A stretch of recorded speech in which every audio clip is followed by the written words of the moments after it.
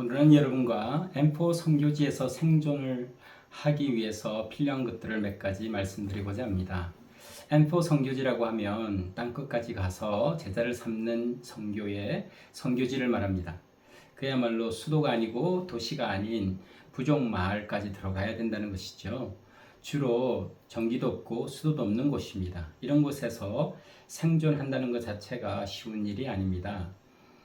필요한 모든 것을 수도에서 사서 부족말까지 들어가야 하고, 특히 미국이나 한국에서 아프리카 이런 부족말로 들어가게 되면 필요한 것들이 꽤 많죠. 그런 것들을 일일이 준비하고 정착해서 오랫동안 장기 선교한다는 것은 쉬운 일이 아닙니다. 기니에서는 선교사님들이 오시는 분보다 떠나는 분들을 더 많이 목격했습니다. 그분들이 이런저런 이유로 선교지를 떠나게 되는데, 저는 세 가지를 주로 우리가 준비하고 갖춘다면 장기 선교, 예수님 오실 때까지도 선교할 수 있다고 저는 생각합니다. 장기로 오래 30년, 40년 이렇게 선교하신 분들을 만날 때마다 저는 굉장히 그분들을 존경하게 됩니다. 어떤 사역을 했다는 것보다도 이런 힘든 곳에서 장기로 생활한다고 하는 자체가 존경할 만합니다. 여러분, 의식주가 사람에게는 가장 필요한 것이죠. 육적으로 선교지에서 장기로 선교하기 위해서는 의식주가 해결이 되어야 합니다. 저희들이 처음에 기니를 도착했을 때 부족마을 삼부야 사람들이 집을 지어줬어요. 그러면서 그들이 저에게 장담하기를 비가 절대 안 셀 거라고 했습니다. 그러나 그 말은 거짓이었어요. 바로 그날 밤에 비가 지붕을 뚫고 뚝뚝뚝 여기저기서 떨어졌습니다. 한두 군데가 아니었어요. 그래서 텐트를 치고 자다가 일어나서 텐트를 치고 텐트 속에 들어가서 우리가 M4 선교 생활을 시작하게 되었죠. 3살 된 아이와 1살 반 된 우리 갈렙, 그리고 아내와 저가 4명이 텐트 속에서 자려고 하니까 너무 더웠어요. 그래서 아내는 그 부채를 가지고 아이들에게 부채질을 하면서 아이들을 재우고, 그렇게 해서 우리 아이들을 키우고 정착을 하였습니다. 그래서 저희들은 집을 도착하자마자 고치기 시작했어요. 지붕을 다 뜯고, 처음에는 그 지푸라기 지붕이었는데 거기 위에다가 천막을 덮었어요. 비가 새지 않도록. 그랬더니 비는 안 들어오는데 문제가 속에서 곰팡이가 피어나기 시작했어요. 그래서 단기적으로는 몰라도 장기적으로는 무언가를 해야 됐던 거죠. 그래서 지붕을 다 걷어내고 그 위에다가 이제 현지인들은 벽을 너무 낮게 지었더라고요. 그래서 그걸 조금 더 높이고, 그래서 조금 더 시원하게 만들려고 그 벽을 좀 더 높이고 그 다음에 위에다가 양철 지붕을 박았어요. 그리고 이제 밖에다가 엉덩이를 깊이 파서 저기 그 화장실을 연결하는 재래식이 아니고 수세식 화장실을 연결하기 위해서 그렇게 만들면서 우리는 M4 선교 생활을 시작하게 되었죠. 그러면서 이제 지붕 위에다가 물통도 올리고 해서 수도를 연결해서 부엌을 만들고, 그래서 우리는 이런 것들을 직접 체험하면서 만들어가고 배워가고 고쳐가고 그러면서 집을 해결하고 장기 선교를 배워나갔어요. 지금은 유튜브 채널이 있어서 그것을 보면서 좀 더 준비를 할 수가 있는데, 제가 선교를 시작할 당시만 해도 유튜브 채널이 없었기 때문에 그런 걸 미리 배우고 준비하고 갈 수가 없었어요. 그리고 이것을 알아보는 것도 쉽지는 않았습니다.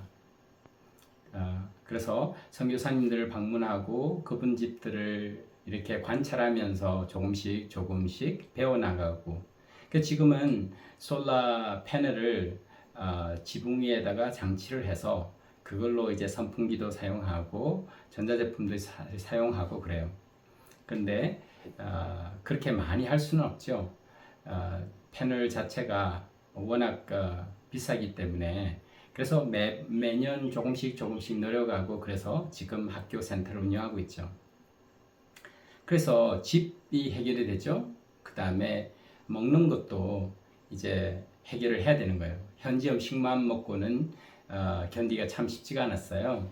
원래 한 끼 정도는 현지 음식을 먹고 아침은 주로 여기서도 브로콜리 영양을 받아서 빵을 구입을 할 수가 있거든요. 그래서 빵으로 주로 아침을 해결을 하고 그 다음에 저녁 한 끼는 우리가 쿠킹을 해서 먹고 이런 식으로 해서 장기 선교를 하게 됩니다. 그래서 선교지에서 이런 오지에서 생존하기 위해서는 의식주가 잘 해결해야 돼요. 저 같은 경우도 처음에 현지인들도 여기서 오래 살아왔고 해서 그들의 노하우를 배워가면서 해야 되겠다는 생각을 하고 왔는데 그것은 깨어지고 말았어요. 첫날 비가 새가 들어오면서. 그래서 이 부족 마을에서 생존하기 위해서는 미리 그런 준비들이 필요합니다. 심지어는 그 텐트 생활을 하면서 너무 힘들었기 때문에 이러다가는 장기 선교를 못 하겠다고 생각할 때도 있었거든요. 그것뿐만이 아니에요. 처음에 부족 마을에 들어와서 생활을 하는데 밤만 되면 쥐들이 올림픽을 해요. 제 머리 위로 막 뛰어다니기 시작해요. 침대 위로. 그럼 두두두두둑 너무 담대하게 뛰어다니는 거예요. 그래서 이제 M4 선교지에서는 이렇게밖에 살 수 없다고 생각했는데 이제 학교 건물을 지으면서 그때 한번 홍수가 나서 저희 집안까지 물이 들어온 적이 있어요. 그래서 그걸 보강하면서 그 건축을 하시는 분에게 현지인에게 물었어요. 사실은 쥐가 너무 많아서 힘들다 그랬더니 창문하고 문하고 틈 사이만 다 시멘트로 잘 봉하면 쥐가 들어오지 않는다고, 안에 있는 쥐들만 다 해결하면은. 그래서 그 후로 이제 공사를 창문을 다 잘 봉하고 문 사이도 틈이 없도록 만들고 나서 안에 있는 쥐들을 다 해결하고 나니까 집안에 쥐가 없어졌어요. 그래서 너무 아늑하게 M4 선교지에서도 생활을 할 수 있다는 것을 알게 됐다는 거죠. 그래서 이렇게 조금씩 배워가면서 의식주를 해결하는 그 육적으로 필요한 것들을 미리 준비를 하고 선교지를 가면 참 도움이 될 것 같아요.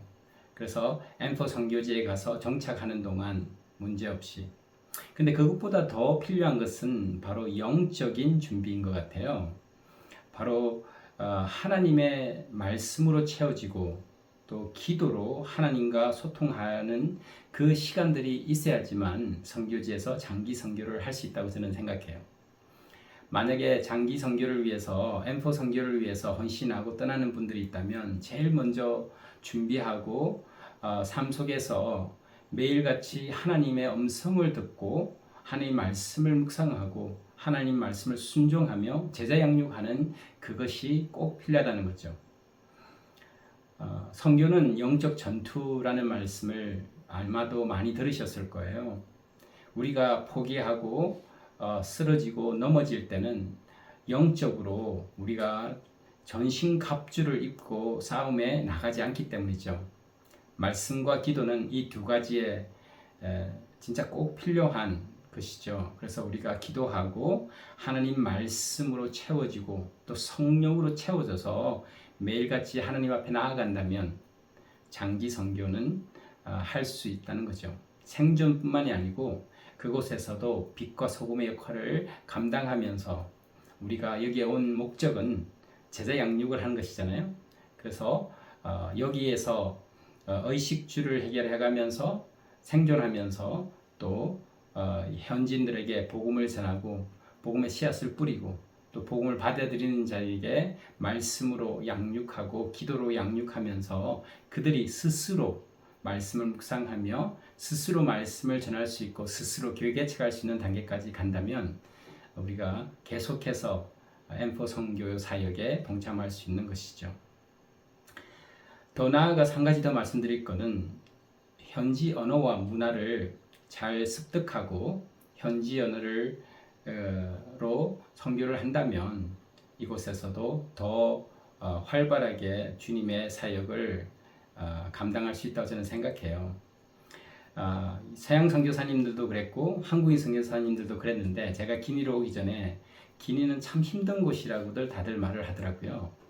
다른 곳에 비해서 너무 힘든 선교지라고 그런 말씀을 듣고 처음 비행기를 타고 기니 공항에 도착했을 때 그 현실을 알 수 있었어요. 이 세관 유니폼을 입고 계신 분이 저에게 첫 마디가 뭐였냐면 나를 위해서 뭘 가지고 왔니? 라고 물어보는 거예요. 그래서 내가 너무 놀랐어요. 제가 가지고 온 것은 예수 그리스도밖에 없잖아요. 그래서 그들에게 하나님의 축복이 너희에게 임하기를 원한다는 말씀을 전하면서 저희들은 선교사들은 뇌물을 주지 않고 그들에게 복음을 꼭 전하는 진리를 전하는 그런 모습을 보이고 있거든요. 그래서 공항에서도 시간이 많이 걸릴 수는 있지만 통과를 하고 또 도로에서도 군인과 경찰들을 만날 때마다 이 사람들은 먹고 사는 게 힘들기 때문에 그렇게 외국인을 보면 동양인을 특히 보면 돈을 달라고 해요. 그러면 저희들은 항상 그래요. 알라의 사라 하나님께서 너를 축복하기를 원한다고 말을 해요. 뜻은 그대로 하나님께서 당신에게 페이하라 이런 말이거든요. 그러면 현지 말로 그렇게 대화를 하면 그들은 시웃으면서 보내주곤 그래요. 항상 운전을 하고 수도에서 저희 마을까지 오는 그 긴 여정이 지난번에도 올라올 때 한 13시간 걸렸는데 그런 것들이 힘든 일이에요. 부족 마을에서 장기로 사역하기 위해서는 꼭 영육혼이 균형을 갖추고 하나님과 동행할 때 우리는 계속해서 복음을 전하고 제자양육을 할 수 있을 것입니다. 여러분에게 이 하나님의 축복이 임하시기를 축복합니다.